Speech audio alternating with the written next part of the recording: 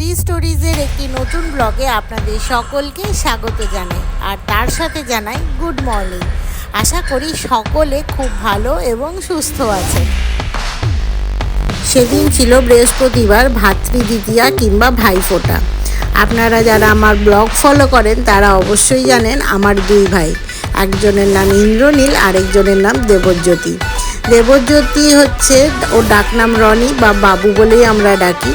ও যেহেতু কর্ণাটকা ব্যাংকে কাজ করে এবং ওর পোস্টিং আছে রাঁচিতে, ও বেচারি ছুটি পায়নি, তাই ও ভাইফোঁটা নিতে আসেনি। আর ইন্দ্রনীল, ওর নাম হচ্ছে টুটুল, ওই ভাই কিন্তু দুর্গাপুরেই থাকে, ও ছুটি পায়নি। ও আমাকে বলেছিল, দিদি আমি কিন্তু সকাল সকাল ফোঁটা নিতে যাব, তোর কাছে ফোঁটা নিয়ে তারপরে আমি অফিস যাব। সেই মতো আমি সকালবেলায় উঠে সমস্ত গোছ গাছ করে রেডি হয়ে গেছিলাম, স্নান টান করে। বৃহস্পতিবার ও কিছু খায় না বাইরে, তাই ওকে ফোঁটা দিয়ে একটুখানি মিষ্টি ওর মুখে তুলে দিলাম, কারণ ওর কিন্তু সুগারও আছে। আমার ফোঁটা কমপ্লিট। এরপরে গুটু তার ভাইকে মানে তোজোকে ফোঁটা দিয়ে চলে গেছিল রিঙ্কুর বাড়ি। তার দুই ভাই মানে রিঙ্কুর দুই ছেলে, রাজ আর কুচু। রাজের নাম হচ্ছে প্রিয়জিৎ আর কুচুকে আমরা ডাকি কুচু বলে, কিন্তু ওর ভালো নাম কিন্তু রেহান। তো ওদের দুজনকে ফোঁটা দিতে চলে গেছিল। আর যাই বলুন, এই দিনটা কিন্তু ভাই বোনদেরই দিন, তাদেরই এই আনন্দ উৎসব মানে উদযাপন করার দিন। দুই ভাইকে আশীর্বাদ করে ফোঁটা দিয়ে তাদের হাতে গিফট তুলে দিয়েছিল। আর খাওয়া দাওয়া তো রয়েছে, এই গিফটের আনন্দটা কিন্তু আলাদা রকমই। গিফট পাওয়ার এবং সেই গিফটটা যদি পছন্দ মতন হয় তাহলে তো আর বলার কথাই নয়। আমরা আগের দিন চলে গেছিলাম ভাইদের জন্য গিফট কিনতে, আর ওদের কিন্তু গিফটগুলো খুব পছন্দ হয়েছিল। তারপরে রেডি হয়ে আমরা চলে এসেছিলাম তোজোকে নিয়ে গুটুর ঠাকুমার বাড়ি, মানে আমার শ্বশুর বাড়ি। কারণ দিদি আছে, দিদি ফোঁটা দেবে। আসলে আমার বর সবচেয়ে বড়, তারপরে দিদি, তারপরে রাজু। আমার ননদ আমার থেকে সম্পর্কে ছোট হলেও আমার বয়সে বড় বলে আমি কিন্তু প্রথম থেকে দিদি বলেই ডাকি। তাই আপনারা যারা ভাবছেন যে বরের বোন তাকে কেন দিদি বলছে, তার কারণটা কিন্তু এটাই। আর এই প্রথম বছর মানে 13 বছর পর এই প্রথমবার দুই ভাইকে পেয়েছে দিদি একসাথে ফোঁটা দেওয়ার জন্যে। তাই আমরা চলে এসেছিলাম। আর মায়েরও খুব শখ ছিল যে তার দুই ছেলে একসাথে ফোঁটা নিক, আনন্দ করুক, খাওয়া দাওয়া সবাই মিলে করি। আসলে আমার বর তো পুজোর সময় আসেই না। আর রাজু আর্মিতে চাকরি করে, সে বেচারি পুজোর সময় প্রত্যেক বছর দুর্গাপুজোতে আসে, কিন্তু এবছর আর সে ছুটি পায়নি। অনেক কষ্ট করে কালী পুজোর দিন এসে পৌঁছেছে। তাই দুই ভাই মিলে একেবারে ফোঁটা নিতে দিদির কাছে চলে এসেছি। তারপরে তোজোকে মা ফোঁটা দিল অনেক কষ্ট করে। মা কিন্তু ভালোবাসে তোজোকে, আবার ভয়ও পায়। তারপরে আমরা সবাই মিলে রান্নাঘরে ঢুকে পড়েছি রান্না বান্না করতে। আমাদের বাড়িতে মাছ এসে পৌঁছেছিল। একজন দাদা আছে, সে তাদের বাড়িতে পুকুর আছে, সেখান থেকে একটা বড় রুই মাছ আর 3-4টে ছোট ছোট কাতলা মাছ আর বেশ কতগুলো চারাপোনা দিয়ে গেছিলো। আমি কাতলা মাছগুলো আর চারাপোনাগুলো কেটে ফেলেছিলাম। আর যেহেতু রুই মাছটা বড়, সেটা আমার বর আর রিঙ্কু মিলে গিয়ে কাটিয়ে নিয়ে এসেছিল বাজার থেকে। তারপরে রিঙ্কু মশলা মাখিয়ে এখানে তাওয়া ফ্রাই করছে, আর দিদি এখানে বসিয়ে দিয়েছে মাংস কষতে। সেদিনকে ভাইফোঁটা ছাড়াও কিন্তু আরেকটা অকেশন ছিল। এই দেখুন কি সুন্দর তাওয়া ফ্রাই হয়েছে, দেখেছেন? আর এখানে মাংস কষা হচ্ছে। সেই অকেশনটাকে বলে দিই, সেদিনকে ছিল দিদির বার্থডে। তাই আমাদের ঘরে অনেক কিছু আয়োজন করা হয়েছিল। এখানে ফ্রাইড রাইস করে এনেছিল রিঙ্কু, তার সাথে দেখেছেন 5 রকম ভাজাও আছে। আর আমরা খাসির মাংস খাবো, রাজ তো খাসির মাংস খায় না, তাই রাজের জন্য চিলি চিকেন করে এনেছিল রিঙ্কুই। সেদিন আমরা খাওয়া দাওয়া করছিলাম আর হাসাহাসি করছিলাম যে এরকম অভিনব খাওয়া দাওয়া বোধহয় কারোর বাড়িতে হয় না, ফ্রাইড রাইসের সাথে 5 রকমের ভাজা। তো যেহেতু এটা দিদির বার্থডে ছিল, তাই জন্যে তার অনারে 5 রকমের ভাজা করা হয়েছিল। আর খেতে কিন্তু মন্দ লাগছিল না। আর আমাদের মাছ টাছ খেয়ে আগে তো লুচি খাওয়া হয়েছে বেলা করেই, মানে যখন আমরা মাছ টাছ খেয়ে উঠেছি তখন আর আমাদের পেটে খিদে ছিল না, কিন্তু তবুও সবাই মিলে একটু খেতে বসলাম। এত কষ্ট করে রান্না বেফলে যেতে দিই কী করে বলুন। ব্যাস বিকাল হয়ে গেছে, আমরা সবাই সাজুগুজু করে একদম রেডি। রাজু নিয়ে চলে এসেছে একটা কেক দিদির জন্যে, আর মাথার একটা মুকুটও কিন্তু এনেছে, আর দিদিকে সেটা পরে কিন্তু হেভি লাগছিল।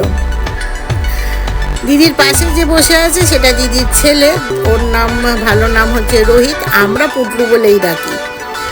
দিদির একটি মেয়েও আছে যে বিএইচইউতে পড়ছে, এখন জিওগ্রাফি অনার্স নিয়ে এমএ করছে।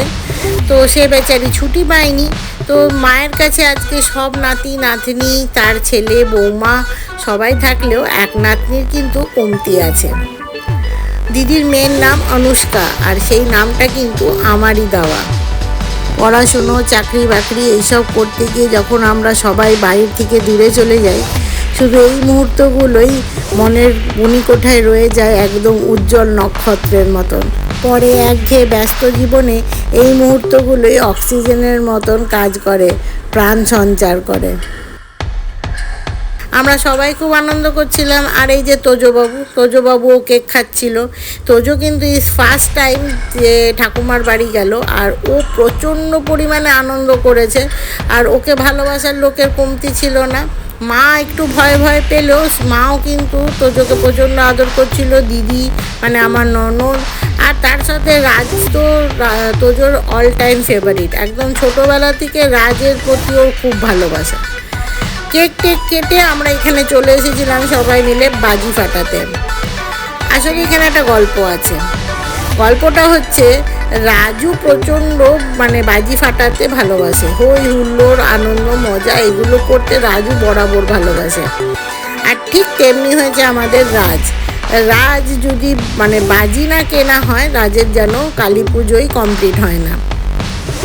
করোনার সময় তখন সেই বছর বাজি পাওয়া যাচ্ছিল না। রাজের বিশাল মন খারাপ যে এবার তো বাজি ফাটানো যাবে না, তাহলে কি করে কালী পুজো উদযাপন হবে। ও একেবারে সেই মহালয়া থেকে বাজি ফোটাতে শুরু করে। ওকে জামা কাপড় না দিলেও চলবে, বাজি কিনে দিলেই রাজ খুশি। তো সেইবার আমরা অনেক খুঁজে মামরা বাজারে একটা দোকানের পিছনে বাজি বিক্রি হচ্ছিল, সেখান থেকে বাজি কিনে আনা হয়েছিল। সেইটাই আমার মনে পড়ে গেল। তো রাজ প্রচুর বাজি কিনেছে এবছরও, সেগুলো তো শেষ করতে হবে, সেগুলো তো দুর্গাপুজোয় শেষ হয়নি, কালী পুজোতেও ফাটিয়ে কমপ্লিট করতে পারিনি, তাই সেগুলো নিয়েও ঠাকুমার বাড়িতে চলে এসেছিল। আর আমরা সবাই মিলে সে বাজি ফাটাচ্ছিলাম। কত রকমের যে বাজি, তারাবাতি থেকে তুবড়ি থেকে চরকি, তারপরে সেভেন সর্স, কত রকম যে তার নাম, ওই অত নামের বাজি আমি জানি না, কিন্তু ওরা ফাটাচ্ছিল আর আমরা দেখছিলাম বসে বসে, খুব ভালো লাগছিল। কিন্তু একটা মুশকিল হয়েছে, তোজো আবার শব্দবাজি শুনে চিৎকার করতে শুরু করেছিল, ছোটাছুটি লাফালাফি, তারপর তো দৌড়ে দৌড়ে গিয়ে কলপারে এমন কাদার মধ্যে বসে পড়লো যে তাকে আবার আমার পরিষ্কার করতে হলো। যাই হোক, আস্তে আস্তে সেও চুপ করে গেছিল। আর বেশ কিন্তু আলোর রোশনাই যে হচ্ছিল সেগুলো দেখে ও খুব আনন্দ পাচ্ছিল। এখন আর যৌথ ফ্যামিলির যে কনসেপ্টটা সেটাই নেই, সব ছোট ছোট নিউক্লিয়ার ফ্যামিলি, প্রত্যেকটা ঘরে একটা কিংবা দুটো সন্তান। তারা সারা বছর একাই থাকে, কিন্তু যখন বছরের একটা বিশেষ দিনে কোনো অনুষ্ঠানে একসাথে হয় তখন তারা বুঝতে পারে যে আনন্দটা কী। যে কোনো আনন্দ উৎসবের বা উৎসব বা অনুষ্ঠানের আনন্দটা সে তখন 10 গুণ হয়ে যায়। আজ আমার এটা দেখেই ভালো লাগছিল যে এই ছেলে মেয়েগুলোর হয়তো বছরের পর বছর দেখা হয় না একে অপরের সাথে, কিন্তু যখন দেখা হয়েছে তখন তারা এই যে এটা আমার ভাই, এটা আমার বোন, এই যে একটা সম্পর্কের উষ্ণতা তাদের মধ্যে রয়েছে, তারা যে সম্পর্কের মূল্য দিতে শিখেছে, সেইটাই আমার কাছে আমি মনে করি ভগবানের বিরাট আশীর্বাদ। আজকালকার দিনে যেখানে শুধুই মাত্র হিংসা, একে অপরের প্রতি বিরাট দেশ, সেখানে যে আমাদের ছেলে মেয়েগুলো একে অপরের প্রতি এতটা ভালোবাসা তাদের মনে আছে, এটা দেখে আজ সত্যি নিজেকে খুব গর্বিত বোধ হচ্ছিল। আপনাদেরকেও বলবো যে আপনারাও এই বাচ্চাগুলোকে মন প্রাণ দিয়ে আশীর্বাদ করুন, যাতে এরা মানুষের মতন মানুষ হতে পারে, জীবনে কোনো দিনও যেন মনুষ্যত্ব না হারায় এদের মধ্যে থেকে। আর এরা যে যেখানে যেতে চায়, মানে তার একাডেমিক কেরিয়ারে যে যেখানে পৌঁছাতে চায়, সেখানে যেন সাফল্যের সাথে পৌঁছাতে পারে। সফলতার চূড়ায় উঠেও যেন তারা মনুষ্যত্বের এই মাটি থেকে বিচ্ছেদ না হয়। এরপরে আমরা বড়রা তারাবাতি আর রং মশাল জ্বালালাম। আজকের দিনটা কিন্তু একসাথে খুব ভালো কাটলো। এই দিনগুলোই, এই সময়গুলোই কিন্তু মনে থেকে যাবে, এই আনন্দগুলোই কিন্তু মনের মণিকোঠায় জমা হয়ে থাকবে, আর তো কিছু থাকবে না বলুন। তাহলে চলুন আজকের ভিডিওটা এখানেই শেষ করছি। দেখা হবে খুব তাড়াতাড়ি নতুন একটা ভিডিওর সাথে। ততদিন অবধি খুব ভালো থাকুন, সুস্থ থাকুন আর সাবধানে থাকুন। আর আমার ভিডিওটা যদি আপনাদের ভালো লেগে থাকে তাহলে অবশ্যই কমেন্টে জানাবেন এবং একটি লাইক দিয়ে দেবেন। আর যারা আমার চ্যানেলে নতুন তারা অবশ্যই সাবস্ক্রাইব করে পাশে থাকবেন। তাহলে আজকে আসি, দেখা হচ্ছে খুব তাড়াতাড়ি। ততদিন অবধি কিন্তু খুব সাবধানে থাকবেন। তাহলে আজকে আসছি, বাই।